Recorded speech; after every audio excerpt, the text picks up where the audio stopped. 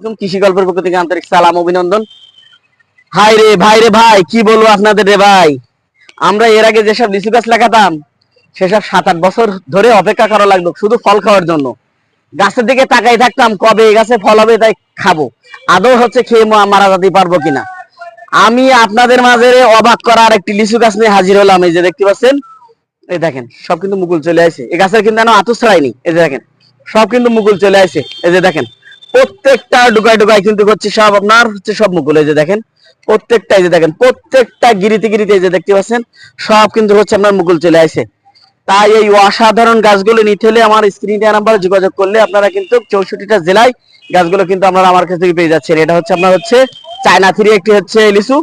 তাই এই অসাধারণ গাছগুলো নিতে হলে আমার স্ক্রিন নাম্বারে যোগাযোগ করলে এই অসাধারণ গাছগুলো আপনারা আমার কাছ থেকে পেয়ে যাচ্ছেন সুন্দরবনের মাধ্যমে। এমনকি আমরা হোম ডেলিভারি দিয়ে থাকি।